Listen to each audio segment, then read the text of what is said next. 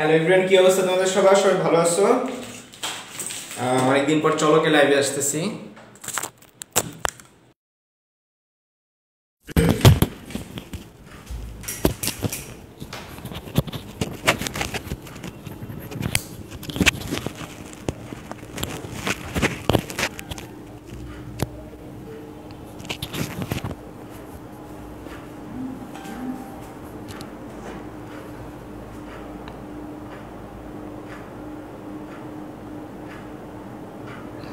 আচ্ছা, তোমরা একটু কমেন্টে জানাও যে ভয়েস ঠিক আছে কিনা আর সব ক্লিয়ারলি দেখা যাচ্ছে কিনা, এই দুটো জিনিস জানাও। ভয়েস ঠিক আছে কিনা আর ক্লিয়ারলি দেখা যাচ্ছে কিনা, এই দুইটা জিনিস জানাও।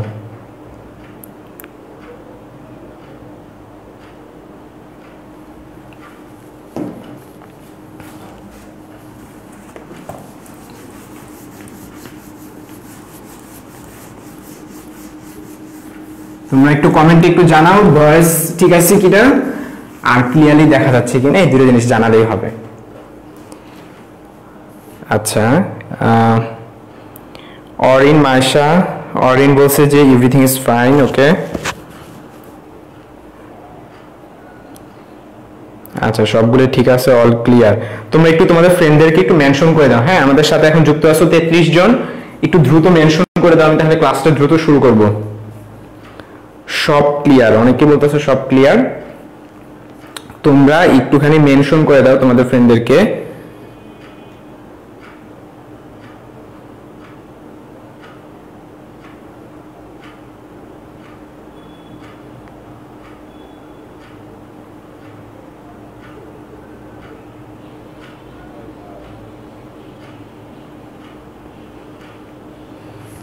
তোমরা তোমাদের ফ্রেন্ডদেরকে মেনশন করে দাও, আমি শুরু করে ফেলবো আর কি। আচ্ছা, অলরেডি 15 বেজে গেছে, আর বেশি লেট করা উচিত হবে না। আমাদের সাথে এখন যুক্ত আছো 30 আপ। চলো আমরা তাহলে আমাদের ক্লাসটা শুরু করি। আচ্ছা, তো তোমাদেরকে একটু ছোট্ট করে বলে নিই, আমি ঢাকা ইউনিভার্সিটি ফিজিক্স হচ্ছে যে প্রশ্ন ব্যাংক শুরু করছিলাম সলভিং, সেটা হচ্ছে টোটাল 3টা ক্লাস নিচ্ছি। তো 3টা ক্লাসের মধ্যে আমি কি কি শিখেছি? রিটেন শেষ করছি আর অবজেক্টিভ 11টা শেষ করছি। আমাদের আর 4টা অবজেক্টিভ বাকি। তো আমরা আজকের ক্লাসে অবজেক্টিভ গুলো শিখবো এবং এক্সট্রা আরেকটা জিনিস আমরা আজকে শিখবো, ঠিক আছে? তো সর্বপ্রথম যে ম্যাথটা আমরা করব সেটা হচ্ছে কার্নো ইঞ্জিনে আসা একটা প্রবলেম। আমি তোমাদেরকে টোটাল 11টা অবজেক্টিভ শিখাইছি আর টোটাল 4টা বাকি আছে।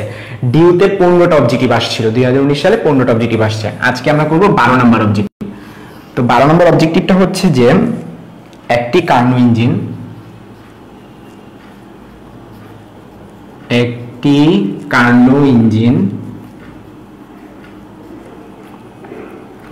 500 কেলভিন এবং 250 কেলভিন তাপমাত্রা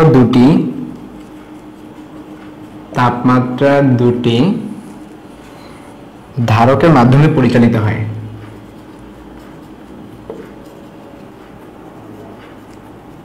ধারকের মাধ্যমে পরিচালিত হয়। এখন প্রশ্ন হলো যে প্রত্যেক চক্রে ইঞ্জিন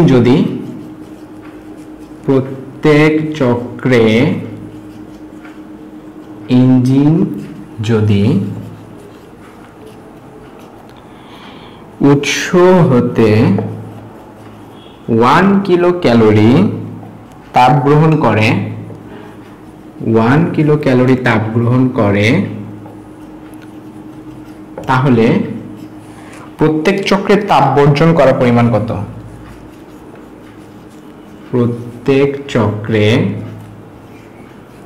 তাপ বর্জনের পরিমাণ কত? এটা হচ্ছে আমাদের কোয়েশ্চেন। তো তোমরা একটা প্রশ্নটা ভালো মতো পড়ো, আমি তোমাদেরকে এটা ছোট্ট করে থিওরিটা শিখাই দিব। আমি তোমাদের এটার থিওরিটাও ছোট্ট করে শিখাই দিব, ঠিক আছে? তোমরা এই প্রশ্নটা ভালো মতো পড়ো।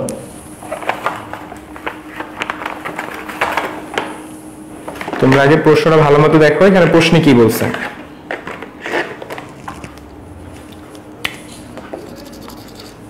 আচ্ছা, তো এখানে আমি অপশনগুলো তো লিখি নাই। অপশনগুলো হচ্ছে 500, 100 অপশনগুলো যদি আমি লিখি option A 500 calorie, option B 1000 calorie, option C 500 kilo calorie and option D 10 kilo calorie. তো চলো তোমাদেরকে ছোট্ট করে আগে হচ্ছে কি আমি থিওরিটা শিখাই। একটি কার্নো ইঞ্জিন তোমাদেরকে হচ্ছে তাপগতিবিদ্যা তো এখনো তোমাদের ফ্রি কোনো ক্লাস নেওয়া হয় নাই, তো তারপর হচ্ছে আমি কার্নো ইঞ্জিন সম্পর্কে একটু যদি বলতে চাই, ডিটেলস আকারে যদি বলতে চাই, কার্নো ইঞ্জিন কিন্তু অ্যাকচুয়ালি রিয়েল লাইফে বানানো সম্ভব না। তোমরা এটা সবাই জানো, কার্নো ইঞ্জিন কিন্তু রিয়েল লাইফে বানানো সম্ভব না। কিন্তু কার্নো ইঞ্জিন যে মূলনীতি আছে, এই মূলনীতির উপর ভিত্তি করে কিন্তু তাপ ইঞ্জিনগুলো বানানো হয়। হ্যাঁ, মানে একটা জিনিসের এক্সিস্টেন্স নাই মানে এই না যে ওইটা কোনো কাজে লাগবে না।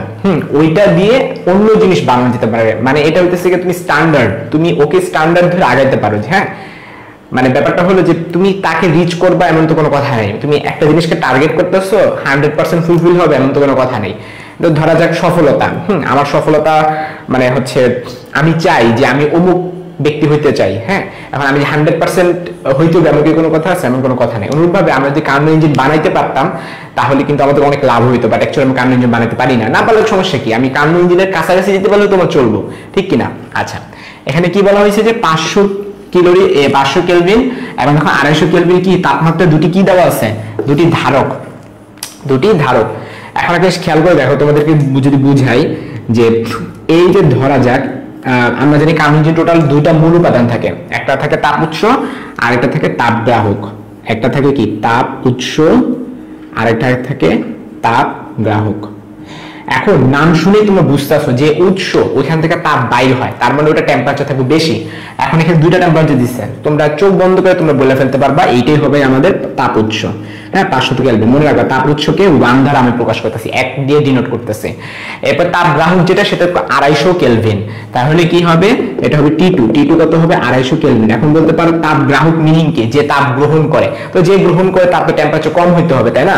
যে গ্রহণ করে একটু ঠান্ডা হইতে হবে। তো আমরা যদি 500 চাইতে 250 একটু ঠান্ডা।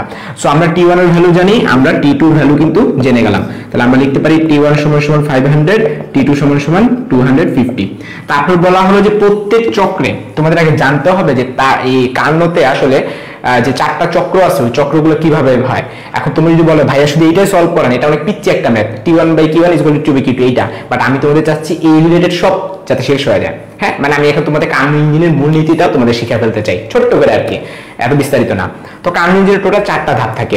তো তোমাদেরকে যদি আমি ধাপগুলো সম্পর্কে যদি একটুখানি বলি, তোমরা আশা করি পুরোপুরি ক্লিয়ার দেখতে পাচ্ছ। আমাদের সাথে 31 জন যুক্ত আছো। এই 31 জন আজকের পর থেকে দেখবা কার্নো ইঞ্জিনে সব পারো। ইনশাআল্লাহ আমাদের সাথে এখন যেহেতু 31 জন যুক্ত আছো, তোমাদের 31 জন সবাইকে আমি কার্নো ইঞ্জিনের মূলনীতিটা শিখাই ফেলবো এখন খুব শর্টলি। মূল ভাব মানে তোমাদের বই দেখবে 2-3 পৃষ্ঠা আর কত কিছু দেখা, অনেক কার্নো ইঞ্জিনে কিচ্ছু বোঝে না। আমি তোমাদেরকে কার্নো ইঞ্জিনটা সবচেয়ে ইজিয়েস্ট ওয়েতে মনে রাখার চেষ্টা করব, ঠিক আছে? আচ্ছা, তো কার্নো ইঞ্জিনের ক্ষেত্রে তোমরা গ্রাফটা জানো যে এরকম। আমি তোমাদের আবারও বলে নিচ্ছি, আমাদের এইগুলোর দরকার নেই, এই প্রবলেম সলভ করতে এটা দরকার, আমি এক্সট্রা শেখাচ্ছি। আজকে মাত্র 4টা অবজেক্টিভ, তো 4টা অবজেক্টিভ পড়াইতে মাত্র লাগবে 10 মিনিট 15 মিনিট।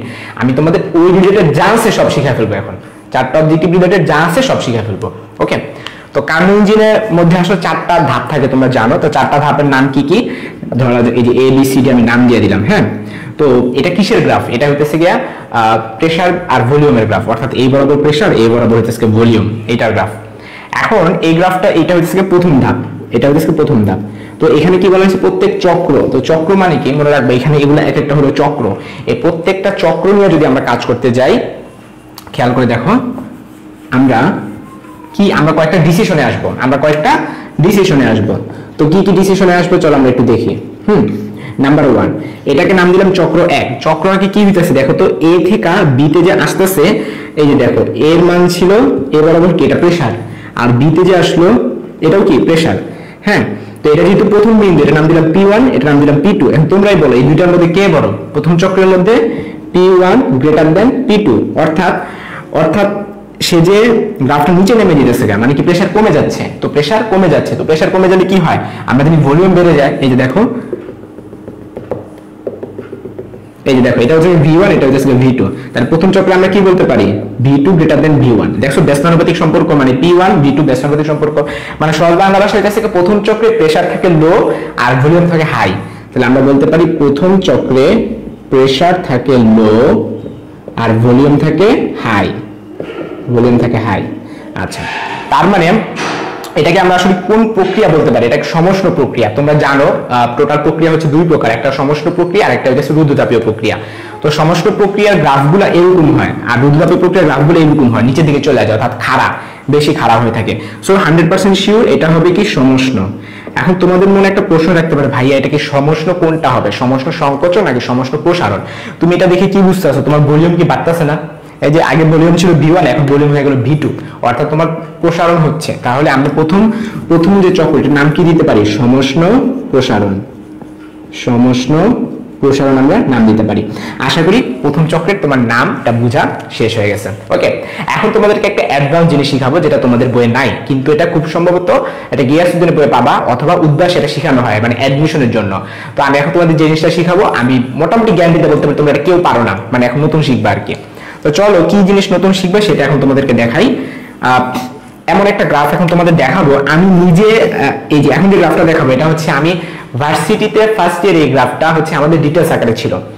এই গ্রাফ তো তোমরা শিখছোই হ্যাঁ ইন্টারে, বাট আমি এখন যেটা দেখাবো এটা হলো টিএস ডায়াগ্রাম। টিএস ডায়াগ্রাম মানে বুঝো, এই বরাবর হইতেছে টেম্পারেচার, এই বরাবর হইতেছে তোমার এনট্রপির পরিবর্তন, এটাকে বলে টিএস ডায়াগ্রাম।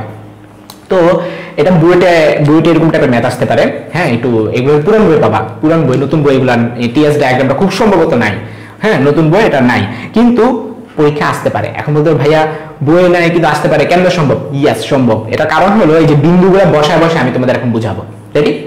আচ্ছা, তো প্রথম চক্রে কি হইতেছে দেখো তো, প্রথম চক্রে হইতেছে কি সমষ্ণ প্রসারণ, ঠিক কিনা? এই যে সমষ্ণ প্রসারণ, কেন সমষ্ণ প্রসারণ সব ব্যাখ্যা দিয়ে আসছে। কিন্তু এখন টেম্পারেচারের সাথে আমি এনট্রপির একটা গ্রাফ আঁকতে চাই প্রথম চক্রে কি হইতেছে, আমাদের যেহেতু প্রেসার কমে যেতেছে আর ভলিউম বাড়তেছে, এবং এটা কি প্রক্রিয়া? এটা সমষ্ণ প্রক্রিয়া না? এটা কি প্রক্রিয়া? সমষ্ণ। তো সমষ্ণ প্রক্রিয়ার মধ্যে আসলে কি হয় খেয়াল করে দেখো, সমষ্ণ সন্ধি বিচ্ছেদ করো, এটা সন্ধি বিচ্ছেদ করো, এটা সন্ধি বিচ্ছেদ করলে কি হয়? সম যোগ উষ্ণ। হ্যাঁ, তার মানে আমরা বলতে পারতেছি যে প্রক্রিয়া টেম্পারেচার ফিক্স থাকে তাকে আমরা সমষ্ণ প্রক্রিয়া বলে থাকি। এই যে দেখো এটা হচ্ছে এ, এটা হচ্ছে বি, এই যে এই বিন্দু যে এখানে বসালাম এ বিন্দু, আর এই যে বি বিন্দুটা এখানে বসালাম। তার মানে তুমি কি বুঝতে পারতেছো যে প্রথম ধাপ এই যে এইটারই আমি গ্রাফ আঁকতাছি কিন্তু টেম্পারেচার ভার্সেস এনট্রপি, এইটারই আমি গ্রাফ আঁকতাছি কিন্তু টেম্পারেচার ভার্সেস এনট্রপি। এখন তোমরা বলতে পারো ভাই আপনি কি লিখে এরকম টান দিলেন? কারণ হলো টেম্পারেচার ফিক্সড। কেন টেম্পারেচার ফিক্সড? সমষ্ণ প্রক্রিয়া কেন টেম্পারেচার ফিক্সড? কারণ এটা মিনিংই হলো সমযোগ উষ্ণ। ওকে, আচ্ছা অনেকক্ষণ তোমাদের কমেন্ট পড়ি না, আমি একটু কমেন্ট পড়ে নেই, পরে যদি অনেক প্রবলেম হয়। তোমরা কি আমারগুলো বুঝতেছো? তোমরা একটু আমাকে কমেন্টে জানাও, হ্যাঁ ভাই বুঝতেছি, কমেন্টে জানাও বুঝতেছো কিনা। হ্যাঁ তোমরা সবাই অঙ্ক করে ফেলছো আমি জানি, 500 ক্যালোরি। আমি তোমাদের নতুন থিওরি শিখাচ্ছি ভাই, আমি তোমাদের মানে কার্বন ইঞ্জিনের বেসিকটা শিখাচ্ছি, যেটা তোমরা অনেকে মনে হয় পারো না। হ্যাঁ তুমি একটু কমেন্টে আমাকে বলো যে বুঝতেছো কিনা।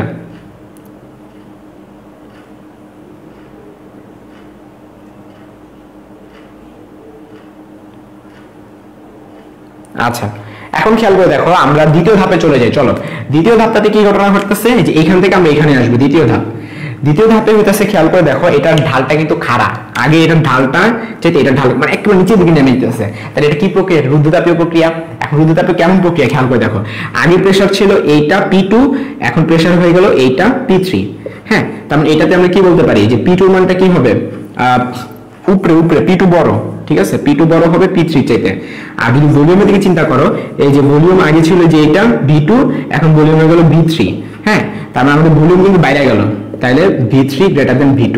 তার মানে এখানে আমরা কি বলতে পারি? প্রেসার কি হলো? কোন হয়ে গেল? প্রেসার লো, আর কি ভলিউম বাইরে গেল, আর ভলিউম হাই, ঠিক আছে। এখন এটা কি ধরনের প্রক্রিয়া? এটা কিন্তু বাইরে গেল, তার এটা খাড়া নিচের দিকে হওয়ার কারণে এটা কি হবে? রুদ্ধতাপীয়। এটাকে আমরা নাম দিতে পারি রুদ্ধতাপীয়। এটা কি প্রসারণ নাম দিব আমরা? বলো তো কেন প্রসারণ নাম দিব? কারণ যে ভলিউম তো বাড়ছে, যে আগে ভলিউম ছিল V2, এখন ভলিউম হয়ে গেল V3, মানে বেড়ে গেল না, এর জন্য এটাকে আমরা নাম দিব রুদ্ধতাপীয় প্রসারণ। এখন চলো আমরা এটা গ্রাফ আঁকবো, আমরা টিএস ডায়াগ্রাম আঁকবো। এই যে বি থেকে সি অর্থাৎ দ্বিতীয় ধাপের আমরা টিএস ডায়াগ্রাম আঁকবো। তো দ্বিতীয় ধাপে কি রুদ্ধতাপীয় না? তোমরা কি এটা পড়ছো না? রুদ্ধতাপীয় প্রক্রিয়া কে ফিক্স থাকে? এনট্রপি ফিক্স থাকে। আমি আবারও বলি, এটা মুখস্থ, এটা থিওরি আকারে কি। রুদ্ধতাপীয়, সবাই খাতা লিখো, রুদ্ধতাপীয় প্রক্রিয়ায়, আমি আরেকটু যদি ক্যামেরা আমার দিকে আরো নিয়ে নিই আরো বেটার হয় আই থিঙ্ক। ওকে, আমরা এইটা বলতে পারি যে রুদ্ধতাপীয় প্রক্রিয়া এন্ট্রপি ফিক্স থাকে, এটা সবসময় মনে রাখবা। আমাদের রুদ্ধতাপীয় প্রক্রিয়া হলো এই প্রসেসটা, এটা যদি আমি এখন গ্রাফ আঁকি তাহলে আমার এই যে এন্ট্রপি তো এই যে এই বরাবর, তাহলে এন্ট্রপি আমি ফিক্স থাকবো এই যে এই বিন্দুতে, এখানে এখানে এখানে এখানে প্রত্যেকটা জায়গায় এন্ট্রপি সেম না, তাহলে আমরা কি বলতে পারি বি থেকে সি পর্যন্ত এন্ট্রপি ফিক্স থাকবে। ওকে, আচ্ছা আর তো কিছু নাই, আমার 1-2 লেখা শেষ। এরপর আমি চলো 3 নাম্বার গ্রাফ, 3 নাম্বারটাতে চলে যাই। 3 নাম্বার পয়েন্টে আমরা এখন চলে যাব। 3 নাম্বারটা আসলে কি ছিল, যে সি থেকে ডি পর্যন্ত। হ্যাঁ, তো 3 নাম্বার প্রসেসে খেয়াল করে দেখো, এইটা হলো গিয়ে P3 আর এই বরাবর এটা হলো গিয়ে P4। এখন কিন্তু প্রেসার বাইরে গেল, তাহলে আমরা কি বলতে পারো, এখানটা কি বলতে পারি যে এখানটাতে প্রেসার বাইরে গেল। তো প্রেসার বাইরে গেল আর ভলিউম কি হলো, যে এখান থেকে এখানে, এখানে খেয়াল করে দেখো এই যে ভলিউম ছিল আগে এখানে আর এখন ভলিউম হয়ে গেল V4। এখন ভলিউম কি কমে গেল না, তাহলে আমরা কি বলবো যে আমাদের V4টা অথবা B3টা কি হবে, V4 এর চেয়ে ছোট। তাহলে আমরা এখানে কি বলবো, প্রেসার হাই, মানে প্রেসার বেড়ে গেল এবং ভলিউম, আরে সরি কি হলো, হ্যাঁ প্রেসার বেড়ে গেল আর কি হলো, ভলিউম লো হয়ে গেল, ভলিউম লো। ওকে, এখন একটু ভালো মতো দেখো তোমরা বুঝতে পারছো কিনা। আমার আগে ছিল V3, এখন হয়ে গেল V4। হ্যাঁ, তো এটা কি ভলিউম কমে গেল না, ওদিক গেল ভলিউম বেশি, এদিক হলো ভলিউম কম। এই যে এখান থেকে আমি এখানে আসতেছি, এখান থেকে এখানে আসলে কি V3 এর মান কি বড় না, এই যে কত বড়, এই যে V3 এর মানটা বড়, আর এখান থেকে এতটুকু হলো V4 মানটা ছোট। তাহলে আমরা কি বলবো, এখান থেকে এখানে যেতেছে উপরের দিকে যেতেছে, উপরের দিকে গেলে কি হয়, প্রেসার বাড়ে, আর পিছনের দিকে আসলে কি হয়, ভলিউম কমে। তাহলে এটাকে আমরা বলবো প্রেসার হাই ভলিউম লো। এখন এটা কি ধরনের প্রক্রিয়া, এটা যদি সমষ্ণ প্রক্রিয়া হয়ে থাকে, এটাও তো তাহলে সমষ্ণ প্রক্রিয়া হবে 100% শিওর। তাহলে এটাকে আমরা নাম দিলাম সমষ্ণ। এখন কথা হলো সমষ্ণ তো ভালো কথা, কিন্তু এটা কি প্রসারণ না, এটা এখানে খেয়াল করে দেখো ভলিউম কমে যাচ্ছে। কোন একটা বস্তুকে যদি তুমি চাপ দাও, যদি সেটা যদি ভলিউম কমে যায়, তাহলে সেটাকে আমরা কি বলে থাকি, সেটাকে আমরা সংকোচন বলে থাকি। তাহলে এখানে আমরা নাম দিব সমষ্ণ সংকোচন। ওকে, আচ্ছা তো এখন যদি তোমাকে বলি সি থেকে ডি এই বিন্দুটা বা সমষ্ণ সংকোচন পার্টটুকু তোমাকে টিএস ডায়াগ্রাম আঁকতে হবে। তাহলে কি আঁকবা, খেয়াল করে দেখো, এটা তো সমষ্ণ মানে কি টেম্পারেচার ফিক্স থাকে, এতে টেম্পারেচার ফিক্স থাকবে। এখন টেম্পারেচার ফিক্স থাকলে এন্ট্রপি কিন্তু কমে যাবে। হ্যাঁ, এন্ট্রপি কেন কমে যাবে খেয়াল করে দেখো, সমষ্ণ প্রক্রিয়ার এইটার ক্ষেত্রে এন্ট্রপি বাড়ছিল, এটাকে এন্ট্রপি বাড়ার রিজনটা আসলে কি ছিল, এই দেখো এখান থেকে এখানে যখন গেছিলাম তখন এন্ট্রপি বাড়ছিল। এন্ট্রপি বাড়ার রিজনটা কি ছিল, এন্ট্রপি বাড়ার রিজনটা ছিল তোমার এই যে প্রেসারটা কমতেছিল অথবা ভলিউমটা রাইজ হচ্ছিল সেটার জন্য। আর তাহলে আমাদের তৃতীয় ধাপে গেল, এবার আসলে আমরা চতুর্থ ধাপে কি ঘটনা ঘটছে, এখান থেকে এখানে আসছে, দেখো উপরের দিকে উঠছে, উপরের দিকে উঠে কি হয়, প্রেসার বাইরে যেতে থাকে না, তার উপর থেকে যদি উঠে থাকে তাহলে আমরা কি বলতে পারি P4, এই যে P4 এর চাইতে P1 বড়, P4 এর চেয়ে P1 বড়। আর ভলিউমের কথা চিন্তা করে দেখো, V4 থেকে আবার সে V1 এ ব্যাক করলো, আর V4 কি হবে, V1 less than V4। তাহলে এখানে আমরা কি বলতে পারি, প্রেসার বেড়ে গেল, তাহলে প্রেসারকে আমরা হাই বলবো, আর ভলিউম কিন্তু কমে গেল, তাহলে আমরা ভলিউমকে আমরা লো বলবো। তাহলে এটা কি রুদ্ধতাপীয় প্রক্রিয়া না, এই বরাবর এটা রুদ্ধতাপীয়, এটা রুদ্ধতাপীয়, মানে সমষ্ণ রুদ্ধতাপীয়। তাহলে এখানটাতে আমরা বলতে পারি রুদ্ধতাপীয়। এখন এটা কি রুদ্ধতাপীয়, কি সংকোচন হয়েছে না, যে দেখো এখান থেকে এখানে যে আসছে ভলিউম কমে গেল, তাহলে এটাকে আমরা কি নাম দিতে পারি, রুদ্ধতাপীয় সংকোচন। এবং তোমরা এটা একটু আগে তোমাদেরকে শিখেছি, রুদ্ধতাপীয় প্রক্রিয়ায় এন্ট্রপি ফিক্স থাকে, তাহলে আমরা কি বলবো, এখান থেকে এতটুকু এখানে হবে এন্ট্রপি ফিক্সড। তাহলে এরই মাধ্যমে তোমাদেরকে আমি টিএস ডায়াগ্রাম শিখাই ফেললাম। এখন এই টিএস ডায়াগ্রাম দিয়ে কিন্তু পরীক্ষায় কি আসতে পারে যে এটার এরিয়া বের করো, তখন তোমরা কি করবে, একটা আয়তক্ষেত্র তৈরি হবে, তখন এই অংশ এবং এই অংশ গুণ করে ফেলতে পারো। এটা বুয়েট লেভেলের কিছু ম্যাথ, অথবা গিয়াসউদ্দিনের বইয়ে পাবা। গিয়াসউদ্দিনের বইয়ের যে কথা বললাম, গিয়াসউদ্দিনের বইয়ে এটা আছে। সো এই মাধ্যমে হচ্ছে তোমাদেরকে আমার কার্নো ইঞ্জিনের প্রত্যেকটা চক্র শিখানো শেষ। এখন কার্নো ইঞ্জিনের ক্ষেত্রে যে আমরা ইফিসিয়েন্সি নিয়ে যে কাজটা করে থাকি, ইটা নিয়ে যে কাজটা করে থাকি, ইফিসিয়েন্সি ইটা সমান সমান কি হয়, 1 - T। তোমরা জানো, আমি যদি সূত্রটা লিখি, তোমরা আগে কমেন্টে জানাও যে ভাইয়া আপনি কার্নো চক্র পুরোটা শিখিয়ে দিতে পারছেন কিনা। আমাকে কমেন্টে জানাও কার্নো চক্রের graph, TS diagram, PV diagram আমি পুরোপুরি বুঝিয়ে দিতে পারছি কিনা।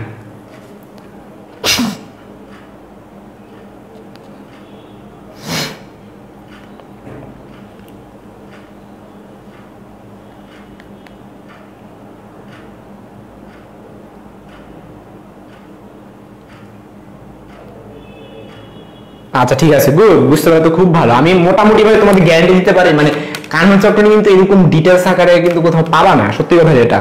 হ্যাঁ, তারপরে হচ্ছে আমি আমার মতো করে শর্ট টাইমের মধ্যে বোঝানোর চেষ্টা করছি, কারণ আমাকে তো আরো জিনিস শিখাতে হবে। ওকে, আচ্ছা, তাই এবার তামান্না বলছে আরেকবার বুঝাই দিতে। আচ্ছা, তাই এবার তামান্না আমি যাও আরেকবার রিপিট করতেছি, যারা এখনো বুঝে নাই তাদের জন্য আরেকবার রিপিট করি। সেটা হচ্ছে কার্নো ইঞ্জিনের গ্রাফটা, এটার ক্ষেত্রে প্রত্যেকটা ধাপটা আমি যদি বোঝানোর চেষ্টা করি, প্রথম বিন্দু থেকে দ্বিতীয় বিন্দুতে কি হইতেছে গিয়ে, এই দেখো গ্রাফটা নিচের দিকে নামতেছে, তো এই অক্ষ বরাবর হলো প্রেসার। হ্যাঁ, তো গ্রাফ নিচের দিকে নামা মানে কি প্রেসার কমে যাওয়া, গ্রাফ নিচের দিকে নামা মানে কি প্রেসার কমে যাওয়া। এখন প্রেসার কমে যাচ্ছে, আচ্ছা প্রেসার কমে যাচ্ছে, কিন্তু আবার এই দেখো গ্রাফ ডানের দিকে যাচ্ছে, এই যে এ থেকে বি তে গ্রাফ ডানে যাচ্ছে, ডানে যাওয়া মানে কি ভলিউম বেড়ে যাওয়া। তো যদি ভলিউম বেড়ে যায় তাহলে আমরা কি বলতে পারি, ওই প্রক্রিয়াটাকে প্রসারণ না, ভলিউম বেড়ে যাচ্ছে। আর মনে রাখবা এই বরাবর এটা হচ্ছে সমষ্ণ, আর এটা হচ্ছে রুদ্ধতাপীয়। কেন এটা সমষ্ণ কেন, কারণ এখানটাতে ঢালটা খাড়া না, আর রুদ্ধতাপীয় ক্ষেত্রে ঢালটা অনেক খারাপ হয়ে থাকে, তাহলে এটাকে আমরা বলবো সমষ্ণ প্রসারণ। আচ্ছা, এরপর এটা কি রুদ্ধতাপীয় না, একটু আগে বললাম ঢাল খারাপ হয়ে যায়, সেটা হলো রুদ্ধতাপীয়, মানে এটা রুদ্ধতাপীয়, এটা সমষ্ণ, তাহলে এটা রুদ্ধতাপীয় হবে। এখন এইটার গ্রাফটা যদি আমি বুঝাই, এটা কি সমষ্ণ, সমষ্ণ শব্দের অর্থ কি সমযোগ উষ্ণ, সমষ্ণ প্রক্রিয়াতে টেম্পারেচার ফিক্সড থাকে, এই যে দেখো টেম্পারেচার ফিক্সড, এ বরাবর টি এ বরাবর এস, টেম্পারেচার ফিক্সড। ওকে, তাহলে প্রথম ধাপ বোঝানো শেষ। এবার দ্বিতীয় ধাপে আসো, দ্বিতীয় ধাপে কি হইতেছে দেখো, নিচের দিকে নামছে, মানে প্রেসারটা কি হইতেছে কমে দিতেছে, প্রেসার কমে গেল, দেখো ভলিউম বাড়তেছে, এই জায়গা থেকে এই জায়গায় যাচ্ছে, ভলিউম বাড়তেছে, তো ভলিউম বাড়লে মানে কি প্রসারণ, কিন্তু এই বরাবর যাচ্ছে, এটা হলো রুদ্ধতাপীয়, তাহলে এটা কি হবে রুদ্ধতাপীয় প্রসারণ। এই যে রুদ্ধতাপীয় প্রসারণের রুদ্ধতাপের ক্ষেত্রে এই বরাবর হইতেছে এন্ট্রপি, এন্ট্রপি ফিক্স থাকে, এই যে এটা মানে কি এই বরাবর মানে কি এটা ফিক্স না। আচ্ছা, এরপর তৃতীয় ধাপে আসো, তৃতীয় ধাপে কি হইতেছে আবার দেখো উল্টা দিকে যাচ্ছে, উল্টা দিকে যাওয়া মানে কি, উল্টা দিকে যাওয়া মানে হচ্ছে ভলিউম কমে যাওয়া, ভলিউম কমে গেলে সেটা কি হয় সংকোচন, এই যে ভলিউম কমে গেলে সেটা হলো সংকোচন। আবার এটা তো এটা কি সমষ্ণ প্রক্রিয়া, সমষ্ণ প্রক্রিয়া হওয়ার কারণে এটা গ্রাফটা কি হবে, এই যে টি এর গ্রাফটা ফিক্সড হবে, এই যে দেখছো এটা ফিক্সড, ঠিক আছে। এবার 4 নাম্বার যে প্রক্রিয়াটা, সেটা ক্ষেত্রে কি হলো, এটা উপরের দিকে উঠে গেছে, তো উপরের দিকে উঠে গেলে সেটাকে আমরা কি বলে থাকি, আমাদের প্রেসার বেড়ে যাচ্ছে। প্রেসার বেড়ে গেলে কি হয়, ভলিউম কমে যায় না। তুমি একটা ফুটবলে যদি চাপ দিতে থাকো কোনো কিছুকে, প্রেসার বাড়তে থাকলে কি হয়, ভলিউম ছোট হতে থাকে না, তাহলে এটাকে আমরা কি বলবো রুদ্ধতাপীয় সংকোচন। তো রুদ্ধতাপীয় প্রক্রিয়ায় এন্ট্রপি ফিক্স থাকে, এর জন্য এটা একটা আয়তক্ষেত্রের মতো হয়ে গেছে। তো তোমার নাম ভুলে গেলাম, যে বলা যে বুঝো নাই, এখন তুমি কমেন্টে বলে বুঝছো কিনা।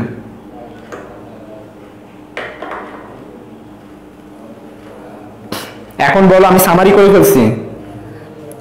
করে ফেলছি, বুঝছো কিনা এখন আমাকে বলো। এখন এই যে প্রত্যেকটা যে ধাপ হইলো, একটা জিনিস খেয়াল করে দেখো, এই যে প্রত্যেকটা ধাপ যে হইলো, আমরা কিন্তু ইটার মান কিন্তু বের করে ফেলতে পারি।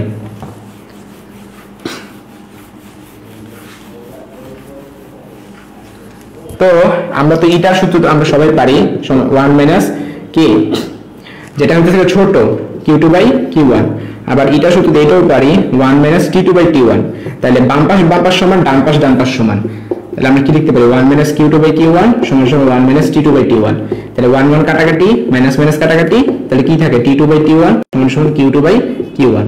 তো আমাদেরকে তাপ বর্জনের পরিমাণ বের করতে বলছে, মানে q2 বের করতে বলছে, তাহলে আমরা যদি q2 বের করি কি হবে t2 * q1 divided by t1। তো t2 এর মান কত ছিল 250 ছিল, হ্যাঁ, আর q1 এর মান কত ছিল, q1 এর মান ছিল 1 কিলো ক্যালোরি, 1 কিলো রেখে দিলাম, ডিভাইডেড বাই t1 এর মান কত ছিল 500 ছিল, এখানটা আমরা যদি 500 বসাই দিই, তাহলে 250 আর 500 যদি আমরা কাটাকাটি করে নিচে 2 হয়, 1 কিলো ভাগ 2 করলে 500 আসবে আমাদের, ঠিক আছে, 500 ক্যালোরি আসবে। তার মানে আমাদের आंसर হবে এইটা। তোমরা যারা কমেন্টে 500 ক্যালোরি বলছো, আবার ভুলে 500 কিলো ক্যালোরি লাগাই দিয়েছো না, আশা করি তোমরা পুরোপুরি বুঝছো। আচ্ছা, তাই এবার তামান্না বুঝছে, বলছে যে, তারপর ফারাবি শাকির ও কমেন্ট করছে যে ও বুঝতে পারছে। আচ্ছা, যদি তুমি বুঝতে পারো তাইলেই হচ্ছে আমার সার্থকতা, এই আর কি। চলো আমরা নেক্সট প্রবলেমে চলে যাই। এটা ছিল 12 নম্বর ম্যাথ। আমরা নেক্সট শিখবো হচ্ছে 13 নম্বর ম্যাথ।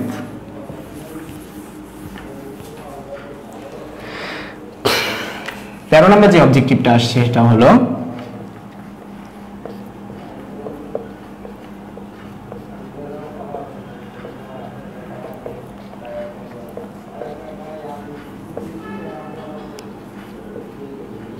উপরে পুরোটা দেখতে পাচ্ছ তো,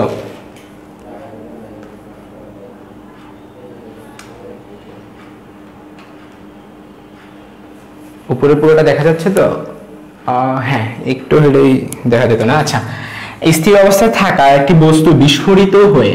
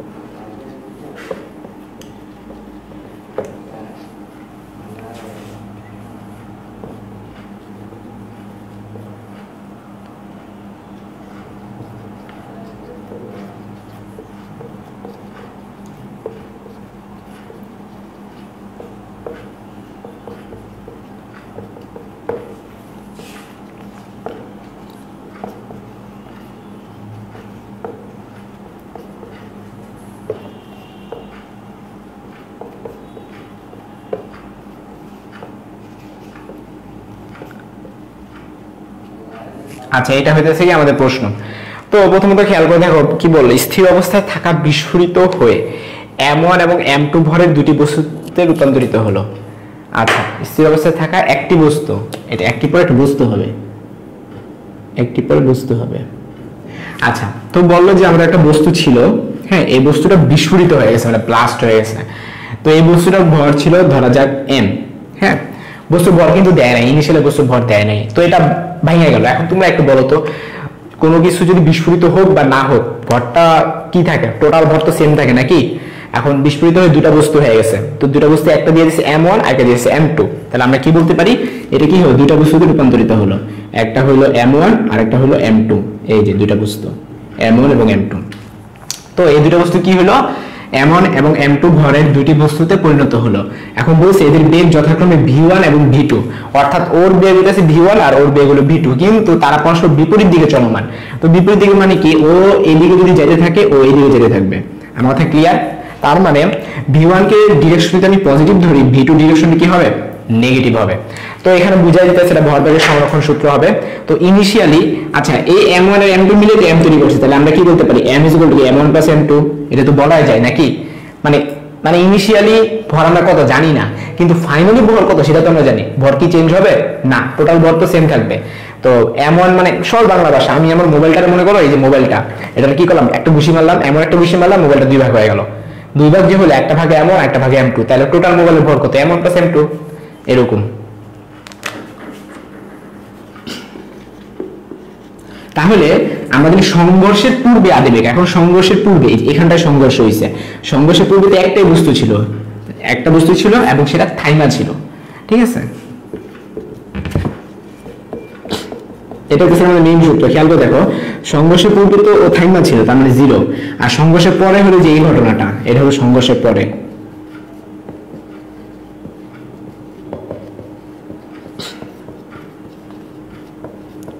তো সংঘর্ষের পরে কি ঘটনা ঘটলো? দেখো, M1 আমি V1 এর পজিটিভ ধরছি, আর V2 এর কি হবে? নেগেটিভ হয়ে যাবে।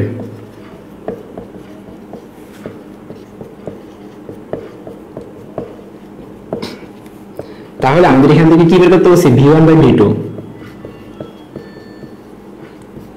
তো আমার আনসার হচ্ছে M2/M1। সো এটা আনসার হবে এইটা। এটা সহজ একটা ম্যাথ ছিল, ঠিক আছে? তো একটু কমেন্টে জানাও এটা বুঝছো কিনা, আমি সামনে আগাবো? ভাইয়েরা একটু কমেন্টে জানাও এটা বুঝছো কিনা।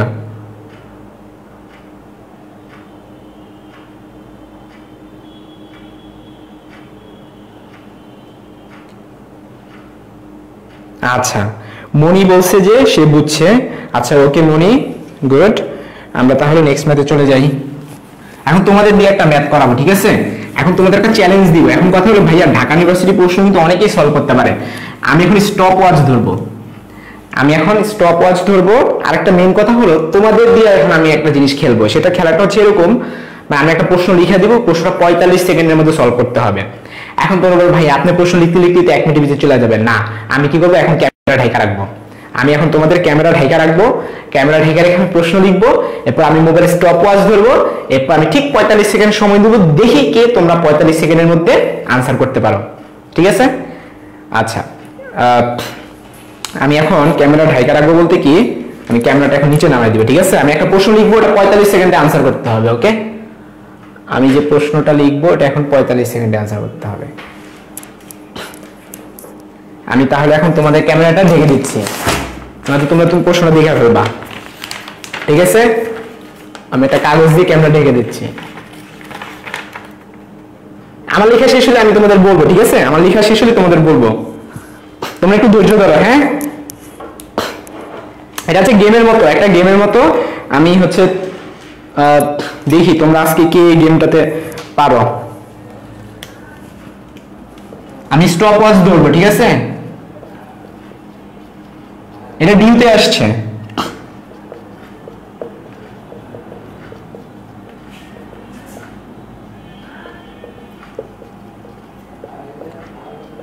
একটা কথা, কেউ ক্যালকুলেটর নিবে না প্লিজ, কেউ ক্যালকুলেটর নিবা না। ক্যালকুলেটর নিছো তো তুমি হারিয়ে গেছো, কেউ ক্যালকুলেটর নিবা না।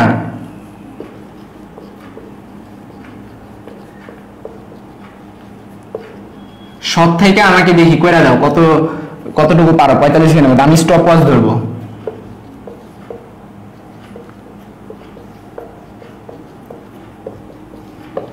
আমি রেডি স্টেডি গো বলবো, স্টপ ওয়াচ ধরবো তারপর, ঠিক আছে? আচ্ছা আগে তোমাদের একটু কমেন্ট দেখি তোমরা কে কি করতেছো।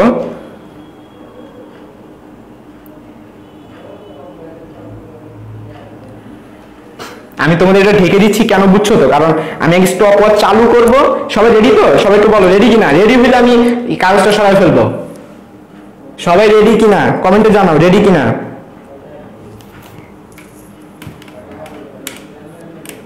আমি এই খাতা সরানোর সাথে সাথে তোমাদের টাইমিং শুরু হবে, স্টপ ওয়াচ চালু করে দিব। আচ্ছা রেডি, সবাই বলতেছে রেডি। হ্যাঁ আমি স্টপ ওয়াচটা দাঁড়াও একটু ইয়ার করে নিই, সামনে এনে নিই। আমি 1 2 3 বলবো আর তোমরা অঙ্কটা শুরু করবা। হ্যাঁ আচ্ছা দেখি আগে প্রশ্ন মান ঠিক বলছি কিনা, পরে মেলা আমারই গেল যাইবা। আচ্ছা ওকে ঠিক আছে, আমি রেডি, তো তোমরা রেডি। তো আমি এখন 1 2 3 বলবো, সাথে সাথে তোমরা শুরু করবে, কেউ ক্যালকুলেট করবে না। সময় মাত্র 45 সেকেন্ড। 1 2 3।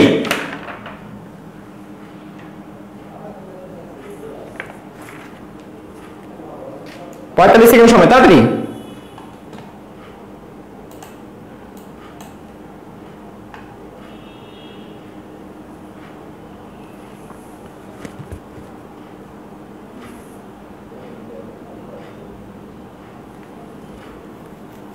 পঁচিশ সেকেন্ড শেষ।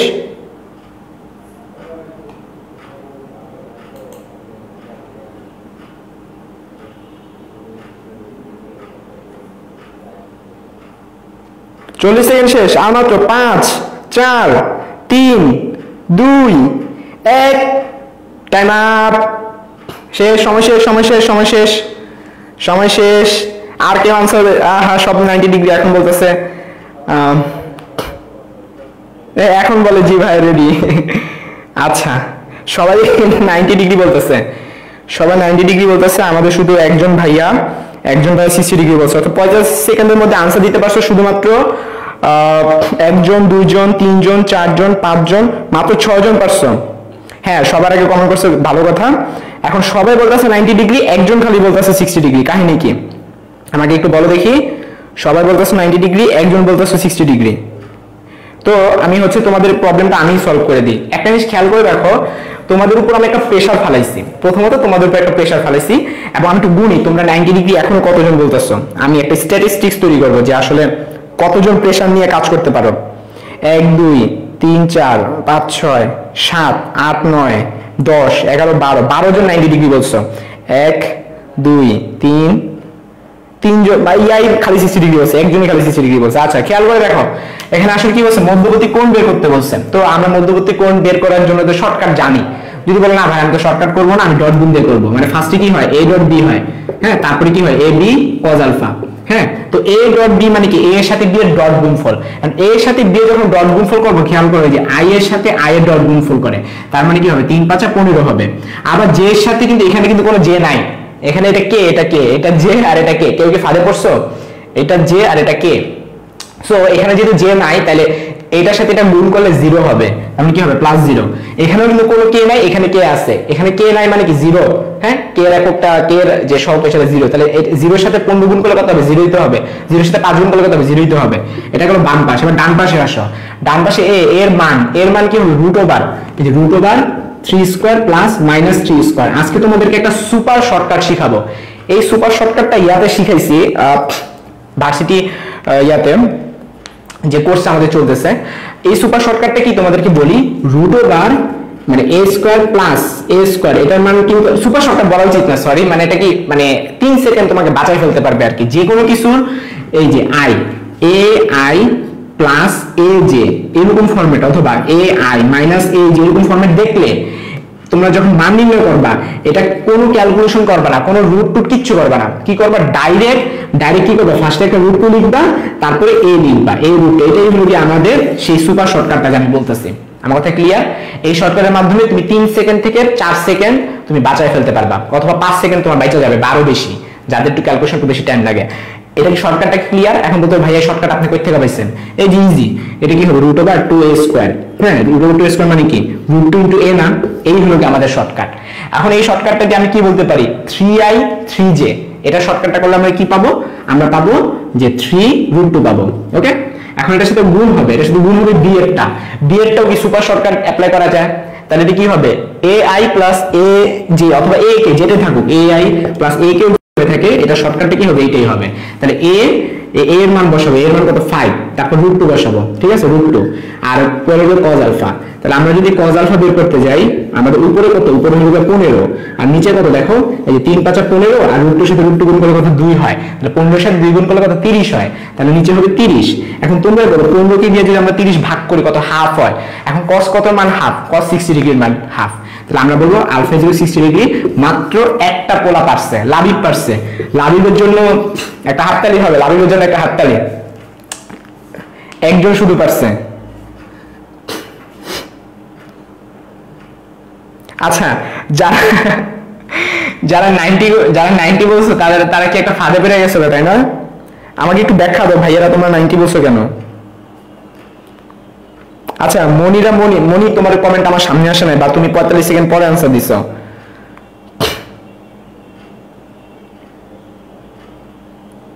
হ্যাঁ মনি, আমি তোমার কমেন্ট পরে দেখছি, তুমি 45 সেকেন্ডে आंसर দিছো, তুমি 45 সেকেন্ড आंसर দিতে পারো নাই। আমি বলছি 45 সেকেন্ডের মধ্যে পারা লাগবে, তোমার 45 সেকেন্ডের মধ্যে খালি একজন পারছো। এই তো সাদিয়া শারমিন, কে যে বাবা আমি।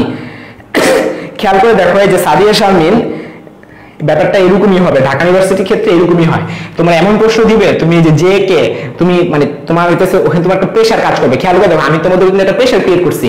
হ্যাঁ, তোমাদের আমি যদি এইভাবে যদি না দিতাম, তোমরা এটা অনেকেই পারতা। তোমরা যে 90 ডিগ্রি যারা বলছো, এটা তোমরা পারতা, সত্যি তোমরা পারতা। এখন বলো তোমরা কেন ভুলটা করছো? প্রেসার, তোমাদেরকে আমি প্রেসার ক্রিয়েট করছি। কিরকম? প্রথমত আমি ক্যামেরা ঢেকে দিছি, দ্বিতীয়ত আমি স্টপ ওয়াচ দিছি, ঠিক আছে, তৃতীয়ত আমি আবার কাউন্টিং করতেছি, আর 5 সেকেন্ড 4 সেকেন্ড 3 সেকেন্ড, এইটাকেই বলে ভাই প্রেসার। তোমাদেরকে এই প্রেসার নেওয়াটা শিখতে হবে। আমার কথা ক্লিয়ার? আমি চেষ্টা করবো নেক্সট যখন লাইভে টাইভে আসবো, এইভাবে তোমাদের উপর প্রেসার ফালাবো, তাহলে তোমরা একটা মানে প্র্যাকটিসের মধ্যে আসবা। আমার কথা ক্লিয়ার?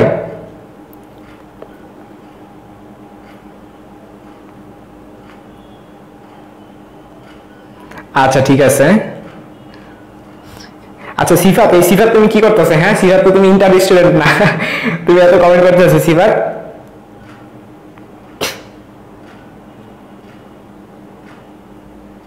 আচ্ছা, তাসফিয়া তাসনিম, তারপরে আমাদের সাথে যুক্ত আছে সায়েম, আচ্ছা সাদিকা ইসলাম। আচ্ছা যাই হোক, তোমাদের অনেককে আমি এটা সুন্দরভাবে একটু মজা করে একটু দেখানোর চেষ্টা করলাম, কিন্তু এটা কিন্তু তোমরা আসলে সবাই পারো। এই যে একটুখানি এই প্রেসারে পড়ে ভুলটা করে ফেললাম। হ্যাঁ আচ্ছা, আমরা চলো আমাদের নেক্সট প্রবলেমে চলে যাই।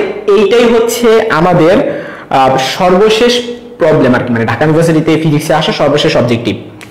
তো এর আগে আমাদের সবই সলভ করা শেষ, লাস্ট অবজেক্টিভ।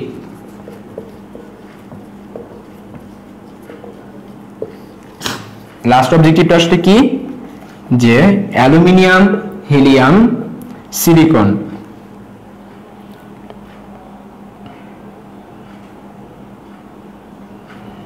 এর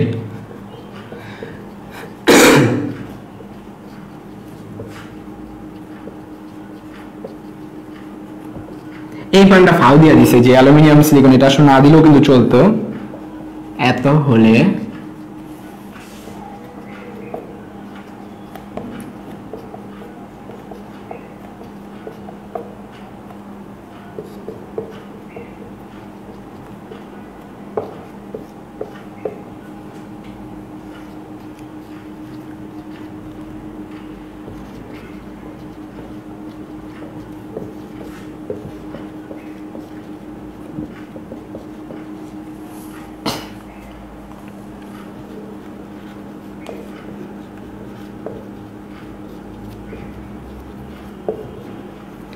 এটা হচ্ছে আমাদের প্রশ্ন। তো চলো আমরা দেখি অপশনগুলো দেখি। এন আলফা পার্টিকেল, তারপর অপশন বি হচ্ছে এ পজিট্রন, তারপর অপশন সি হচ্ছে এন ইলেকট্রন, আর অপশন ডি হচ্ছে এ প্রোটন। এই প্রশ্নটা আসলে কোনো ম্যাথমেটিক্স বা এগুলো কিছুই না, খুব ইজি একটা প্রশ্ন। আমাদের বাম পাশে খেয়াল করে দেখো, বাম পাশে নিচে যেটা থাকে তোমরা জানো এটাকে কি বলা হয়? পারমাণবিক সংখ্যা বলা হয়। পারমাণবিক সংখ্যা মানে কি? প্রোটন সংখ্যা। আবার এখানেও আছে দুইটা, অর্থাৎ একটা ঘটনা ঘটার আগে টোটাল ছিল কতগুলো প্রোটন? টোটাল কয়টা প্রোটন? 13টা যোগ 2টা, অর্থাৎ টোটাল 15টা প্রোটন। এই যে 13টা 2টা 15টা প্রোটন। হ্যাঁ, আচ্ছা তাহলে পরে কত হবে খেয়াল করে দেখো, আগে যদি 15টা থেকে থাকে তাহলে পরবর্তীতে কত হবে? 15টাই তো হবে, তাই না? যে সিলিকনে আছে 14টা, তাহলে 15 সমান সমান 14 প্লাস এ। এই যে এখানে আছে 14টা আছে, আর এ তে আমরা কয়টা আছে আমরা জানি না, এখানটা কয়টা আছে আমরা জানি না। তাহলে এখান থেকে আমরা কি বলতে পারি? এ এর মান কত? 1 হবে না? আমার কথা কি ক্লিয়ার? মানে বাম পাশ ডান পাশে প্রোটন মিলতে হবে। বাম পাশ ডান পাশে কার সংখ্যা মিলতে হবে? প্রোটন সংখ্যা মিলতে হবে। আমাদের বাম পাশে প্রোটন সংখ্যা 13টা 2টা 15টা, আর ডান পাশে প্রোটন সংখ্যা 14টা। আমাদের আরেকটা প্রোটন দরকার, তাহলে এখানে কি হবে? একটা প্রোটন হবে। এই যে একটা 1 দিয়ে দিলাম। আমার কথা ক্লিয়ার? তার মানে এখানে কি হবে? আলফা পার্টিকেল তো জীবনও হবে না। আলফা পার্টিকেলে প্রোটন কয়টা থাকে? 2টা থাকে না? এই যে হিলিয়াম 2 প্লাস, এই যে এখানে 2 এখানে 4, এখানে প্রোটন 2টা থাকে। যদি আমরা আলফা পার্টিকেল বসাই তাহলে 2 আর 14 মিলে 16টা হয়ে যায়, বাট আমাকে লাগবে তো 15টা। আলফা বাদ। পজিট্রনে আসি। পজিট্রন সম্পর্কে তোমরা জানো, পজিট্রন হচ্ছে পজিটিভ ইলেকট্রন। তো ইলেকট্রনের মধ্যে তো আসলে কোনো প্রোটনই থাকে না। মানে ইলেকট্রন কি পারমাণবিক সংখ্যা বৃদ্ধি করে? না। ইলেকট্রন কি করে? শুধুমাত্র আমরা তো ইলেকট্রন হচ্ছে নেগেটিভ। মানে পজিট্রনের বৈশিষ্ট্য কি? পজিট্রনের বৈশিষ্ট্যগুলো লেখা দেই, যে পজিট্রন এটা বৈশিষ্ট্য হচ্ছে নাম্বার 1 নেগেটিভ ইলেকট্রন। তারপরে নাম্বার 2 ওর ভর হইতেছে গিয়ে 9.1 × 10⁻31 কেজি, ঠিক আছে। নাম্বার 3 ওর চার্জ হইতেছে গিয়ে ওই ইলেকট্রনের চার্জই 1.6 × 10⁻19, বাট এটা কিন্তু পজিটিভ হবে, ঠিক আছে। এইগুলো হচ্ছে পজিট্রন। আর পজিট্রন কিন্তু মৌলিক কণা না, মৌলিক কণা নয়, এটা মৌলিক কণা নয়। এখন মেইন কথা হলো পজিট্রন তো আমার প্রোটন বাড়ায় না, সো পজিট্রন আনসার হবে না। ইলেকট্রন তো প্রোটন বাড়ায় না, সো ইলেকট্রন আনসার হবে না। সো এই যে আনসার হবে প্রোটনটা। এরই মাধ্যমে আমাদের Dhaka university objective problem solving সব শেষ। আজকে তোমাদের জন্য একটা এক্সট্রা প্রবলেম আমি রাখছিলাম, পোস্টে বলছিলাম যে বিএএফ শাহিন কলেজ যশোর একটা প্রশ্ন আসছে, সেটা আমরা সলভ করব। তোমাদের মধ্যে কি এখন লাইভে যারা করতেছো যশোরের কেউ আসছো? যশোর তোমরা এখন যারা লাইভে আসো যশোরের কেউ আসো কিনা?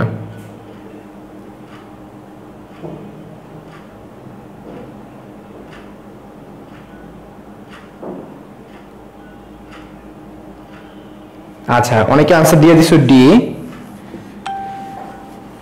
তোমাদের মধ্যে কি যশোরের কেউ আসো?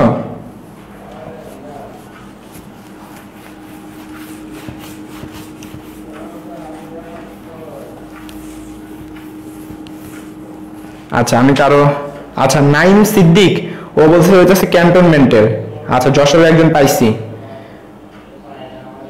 আচ্ছা যাই হোক, আমরা হচ্ছে এখন যে আমি এক্সট্রা একটা প্রবলেম দিছিলাম তোমাদেরকে, প্রশ্ন দিছিলাম যে যশোরের ক্যান্টনমেন্টে যে একটা অঙ্ক আসছে, ওই অঙ্কটা আমি এখন তোমাদের সলভ করে দিব, ঠিক আছে। গ নাম্বার, যেটা গ নাম্বারের জন্য আমি তোমাদের দিছিলাম। তো আমি একটু প্রশ্নটা বের করে নিই। হ্যাঁ আচ্ছা পেয়ে গেছি। প্রশ্নটা হচ্ছে এরকম,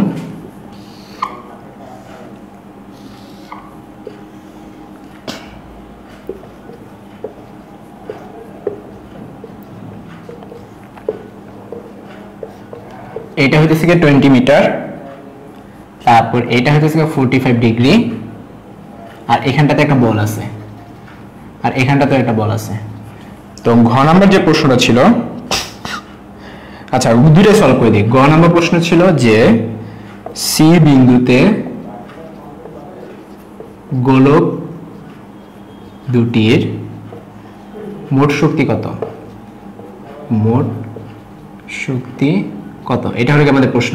এটা একেবারে বাচ্চাদের কোশ্চেন, একেবারে ইজি। তো সি বিন্দুতে এটা মনে করি প্রথম গোলক, আর এটা ধরা যাক দ্বিতীয় গোলক। তাহলে আমি কি বলতে পারি যে প্রথম গোলকের আমরা যদি বিভব শক্তি বের করতে যাই, বিভব শক্তি, তো আমরা যদি বিভব শক্তির সূত্র কি mg × h, তো m এর মান কি দিয়ে দিছে? হ্যাঁ দিয়ে দিছে। গোলকটার ভর, এই গোলকগুলোর ভর হচ্ছে 2 কেজি, হ্যাঁ, আর বাকি সব ভ্যালু দিয়ে দিছে। তাহলে আমরা কি বলতে পারি 2 * g এর মান দিয়ে দেয় না, তো আমরা g এর মান 9.8 ধরবো। 9.8 × h, h দরকার, কারণ h প্রথম, এটার ক্ষেত্রে h মানে কি? এটা মানে h মানে কি এতটুকু না, এটা না। এখন h টা আমরা কিভাবে বের করতে পারি বলো দেখি? খুবই সিম্পল। এটা যদি 30 ডিগ্রি হয়ে থাকে, এটা যদি 20 মিটার হয়ে থাকে, তাহলে কি উল্লম্বটা হবে না? হ্যাঁ, অথবা সাগরের লবণ অনেক, এটা বের করতে পারো যে sin 30 ডিগ্রি সাগরের লবণ অনেক, তাহলে এসির মান কত? 20। তাহলে এইচ এর মান কত আসলো? 10 আসলো আমার। ওকে, তাহলে এখানে হবে 10। তাহলে এটা কত হইলো? 20 এর সাথে, আচ্ছা 10 এর সাথে যদি আমরা, এটা 19.6 আর কি, ইনটু 10, বা এখানে আসলো 196 এত জুল আসলো। আর গতিশক্তি কত হবে? প্রথম গোলকের গতিশক্তিটা হবে 0। অতএব মোট শক্তি প্রথম গোলকের মোট শক্তি সমান সমান 196 যোগ 0 সমান সমান 196 জুল। এটা আমি একটা আনসার তোমাদেরকে বের করে দিলাম। সেম ভাবে তো দ্বিতীয় গোলকেরও সেম হবে, দ্বিতীয় গোলকেরও মোট শক্তিটা 196 জুল হবে। এখন বলতে পারো ভাইয়া কেন? কারণ দ্বিতীয়টার ক্ষেত্রে তো mgh তো সূত্র, m ও সেম, g ও সেম, h ও সেম। এই যে এটার হাইট প্রথম বস্তুর জন্য, মানে হাইট তো আসলে এতটুকু, এইটার বড় নাকি ছোট দ্যাট ডাজন্ট ম্যাটার, কারণ আমরা তো সব কি করতেছি? উচ্চতা নিচ্ছি, উপাংশ দিয়ে উচ্চতা নিচ্ছি, অথবা সাইন থিটা সূত্র দিয়ে উপাংশ নিচ্ছে। তো উচ্চতা নিলে তো ওর জন্য যা, ওর জন্য তা, দুইজন তো সেম উচ্চতায় আছে, তাহলে দুইজনের শক্তিটা সেম হবে, 196 হবে, 196 হবে। দুইজনেরই উচ্চতা সেম হবে, 196 জুল। এরই মাধ্যমে আমার গ নাম্বারটা করা শেষ। এখন আমরা ঘ নাম্বারে চলে যাব। তোমরা আমাকে বলো বুঝতে পারছো কিনা। আমি ঘ নাম্বারে চলে যাব।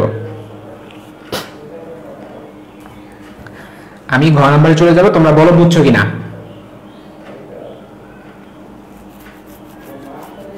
আচ্ছা, যদি বুঝে থাকে তাহলে আমি সামনে আগাই।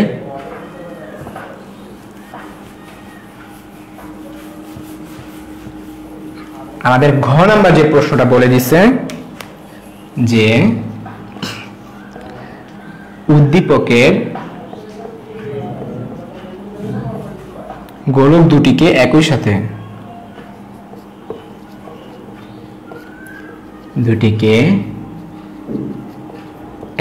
সাথে মুক্ত করলে একই সময়ে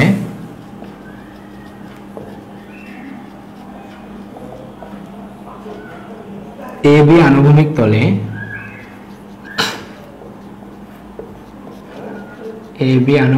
তলে পৌঁছাবে কিনা গাণিতিকভাবে ব্যাখ্যা করো।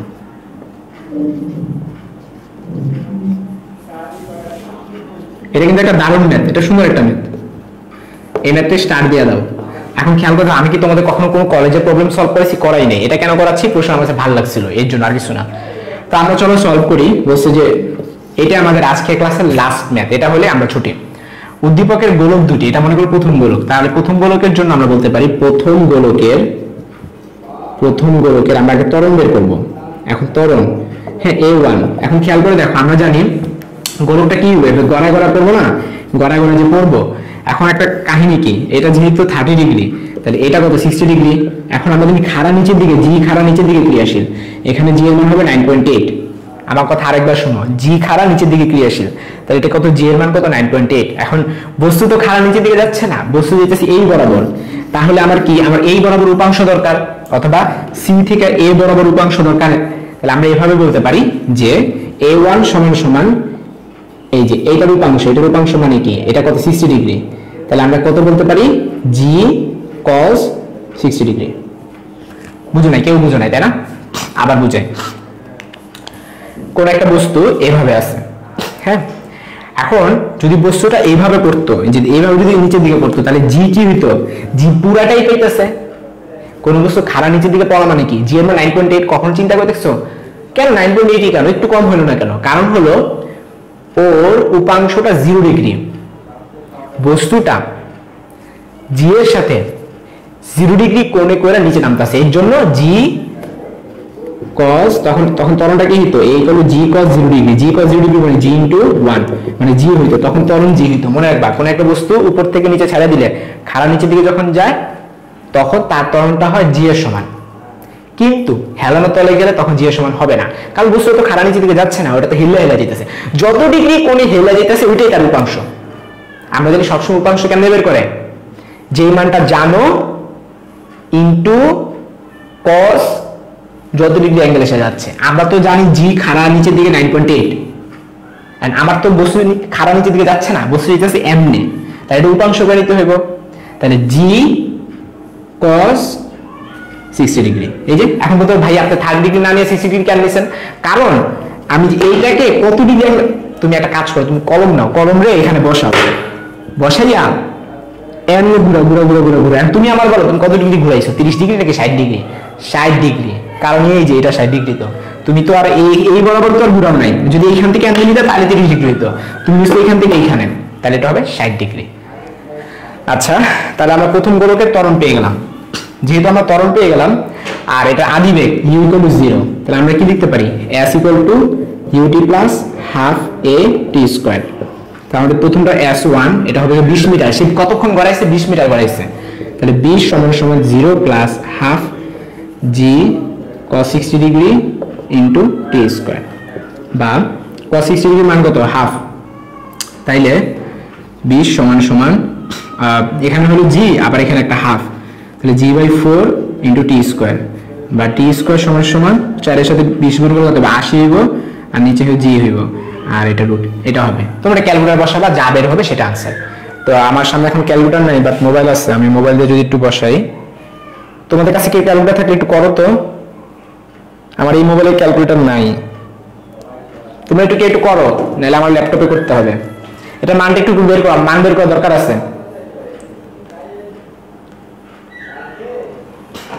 কেউ একজন এটা মানটা একটু বলো, নয়তো আমাকে এখন ক্যালকুলেট করা লাগবে।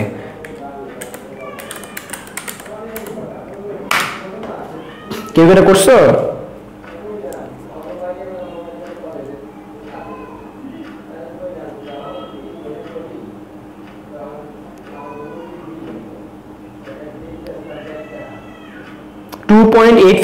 সাদিয়া শামিম বলছে 2.857। আচ্ছা সাদিয়া, আমি তোমার কথা মতো লিখে নিলাম, ঠিক আছে, আমি আর ক্যালকুলেট করলাম না। ওকে, এখন কমেন্টে বলো এটা পুরোটা বুঝছো কিনা, কমেন্টে বলো ভাইয়ারা এটা পুরোটা বুঝছো কিনা, কমেন্টে বলো এইটা পুরোটা বুঝছো কিনা। আচ্ছা, আখি ইসলাম হাফসা বলছে 2.857। আচ্ছা, আর কারো কমেন্ট লাগবে না, এখন বলো এটা পুরোটা বুঝছো কিনা, আমি মুছে ফেলবো। আমি এখন দ্বিতীয় বস্তুর জন্য করব।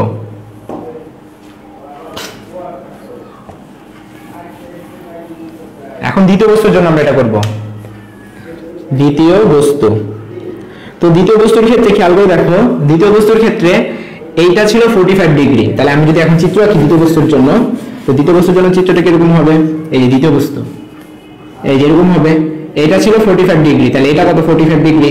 তাহলে দ্বিতীয় বস্তুর জন্য এই বরাবর যদি জি হয়ে থাকে, তাহলে এই বরাবর কত হবে? g cos 45 degree. তাহলে দ্বিতীয় বস্তুর জন্য আমরা কি বলতে পারি? ত্বরণ a2 = g cos 45 ডিগ্রি। আগের মতো s = ut + ½ a t²। তো আমাদের দ্বিতীয় বস্তুর জন্য এই মানটা দিয়ে দিছিল, কিন্তু এই মানটা আমি লিখি নাই, এই মানটা তো দিয়ে দিছিল, এই মানটা মনে হয় 10 ছিল, আমি তো লিখি নাই। আচ্ছা, আমি একটু দেখতেছি, হ্যাঁ, আমি প্রশ্নটা বের করি।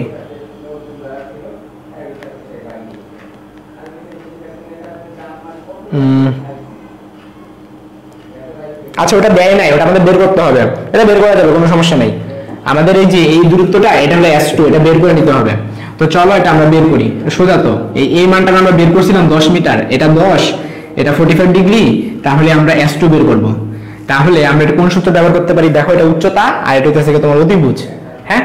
তো আমাদের কবরের ভূততি দিয়ে তো হবে না, এই সাগরের লবণ অনেক দিয়ে করতে হবে। তাহলে আমরা কি বলবো? sin 45 ডিগ্রি, সাগরের লবণ অনেক, লবণ হচ্ছে 10, এটা একটু আগে 10 বের করছিলাম, লবণ অনেক, অনেক হচ্ছে s2, এই যে এটা আমাদের s2। তাহলে আমরা কি বলতে পারি?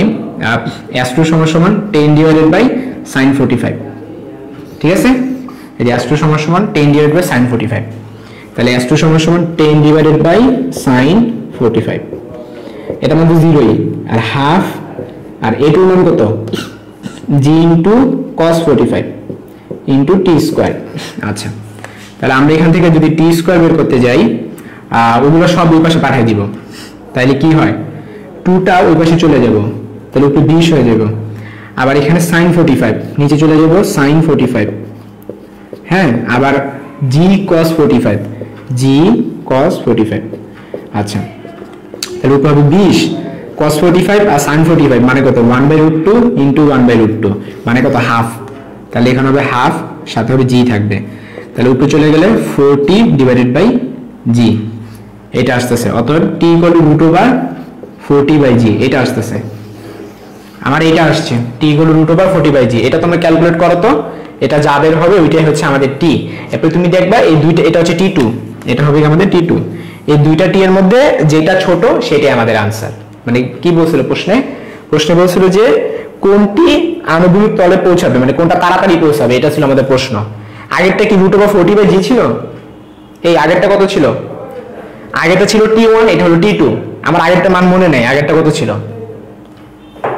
আগেরটা কত ছিল সেটা তোমরা একটু দেখো, ওই যে 2.857 বলছিলা। হ্যাঁ 2.857, এটা তোমরা ক্যালকুলেটর বসায় দাও। এই মানটা কত আসে একটু দেখো, তাইলেই তোমাদের অঙ্ক শেষ। প্রশ্নে বলছে কে আগে পৌঁছাবে, বুঝছো? তো কে আগে পৌঁছাবে এটা তুমি কেমনে জানবা? আচ্ছা, অনেকে বলতেছে 2.02 বলতেছো। আচ্ছা, আমি যদি নিজে একটু করি, root over 40 by root over 40 divided by 40 divide by g বা 9.8। গুড, 2.02 আসছে আমার এখানে টি2 মান আসতেছে 2.02। আচ্ছা, তার মানে টি1, তাহলে আমাদের তো অঙ্ক শেষ। 2.02 আর একটা ছিল 2.857, তাইলে আমাদের টি1 এর মান ছিল 2.857 আর টি2 মান হলো 2.02। তাহলে টি2 লেস দেন টি1, অতএব টি2 দ্রুত ভূমিতে পৌঁছাবে। এটা তো রিয়েল লাইফ দেখলে তো বোঝা যায়। রিয়েল লাইফে তুমি একটা জিনিস, এটা কি বেশি খারাপ না? এটা বেশি খারাপ করার জন্য এরকম হয়েছে। তো এরই মাধ্যমে আমাদের আজকের লাইভ শেষ। রোজা রমজান মাস, রোজা রেখেও হচ্ছে তোমাদের জন্য এগুলা করে যাচ্ছি। আশা করি তোমরা হচ্ছে আমাদের পরিশ্রমের মূল্য দিবা। তো তোমরা কি কি কাজ করতে পারো? নাম্বার 1, তোমরা যা যা পড়াইছি এগুলো নোট করবা। নাম্বার 2, তোমরা এই রিলেটেড যা যা আছে এক্সট্রা আরো কিছু জিনিস শিখো। ভাইয়ারা যা শিখাবে শুধু তাই শিখতে হবে এমন কোনো কথা নেই, ওই রিলেটেড গুলো শিখো। তো তোমরা যারা ক্লাস করতেছো কিন্তু আমাদের মেসেঞ্জার গ্রুপে যুক্ত নাই, তারা হচ্ছে আমাকে নক দিও, আমি মেসেঞ্জার গ্রুপটা তোমাদের জয়েন করে ফেলবো। ওই মেসেঞ্জার গ্রুপে আমার গ্রুপটা খুলছি প্রায় আরো 2 মাস আগে, কিন্তু অনেক ইনঅ্যাক্টিভ মেম্বার রয়েছে, অনেক অ্যাক্টিভ আছে, অনেক ইনঅ্যাক্টিভ আছে। ইনঅ্যাক্টিভ যারা আছে তাদেরকে কিক আউট করা হবে, তাদেরকে আর গ্রুপে রাখা হবে না। আমরা এই যে রিসেন্টলি আমরা একটা উদ্যোগ নিচ্ছি, সেটা হচ্ছে যে যত ইনঅ্যাক্টিভ মেম্বার আছে, মেসেঞ্জার গ্রুপের কথা বলতেছি আর কি, তোমরা শুধু মানে মেসেঞ্জার গ্রুপে যুক্ত হয়ে আসো, কেউ কোনো সিনও করো না, অনেকে হইতেছে রাইখা দাও ফাও, তাদেরকে আমরা কিক আউট করে ফেলবো। সো তোমাদের কাজ কি কি থাকবে? নোট করা, নোট রিলেটেড আরো এক্সট্রা বই থেকে প্রবলেমগুলো সলভ করা। এই ক্ষেত্রে তোমরা অনেকে গাইড কিনো, অনেকে হচ্ছে ইসাট বা সাধারণ তপন কিনো, ওই যে লাস্টে যে প্রবলেমগুলো থাকে না ওগুলো সলভ করবা। আর 3 নাম্বার কাজ হলো ওই মেসেঞ্জার গ্রুপে তোমরা ম্যাথ দিবা, ম্যাথের ছবি তুলে পাঠাবে যে ভাই এগুলো পারে না, ঠিক আছে? সো এর মাধ্যমে তোমাদের ক্লাস শেষ। তো হচ্ছে রোজা রমজান মাস, তোমরা হচ্ছে ইবাদতগুলো ঠিকমতো করো, আর হচ্ছে একটু ঠিকমতো তোমরা চেষ্টা করো যাতে পড়ালেখাটা পাশাপাশি চালা দিতে পারো। জানি অনেক কষ্ট হবে, তারপরও পড়ালেখার যাতে কোনো ঢিল না পড়ে, ঠিক আছে? ইবাদতও চলবে, পড়ালেখাও চলবে, ঠিক আছে? তো আজকের মতো এতটুকুই, আল্লাহ হাফেজ।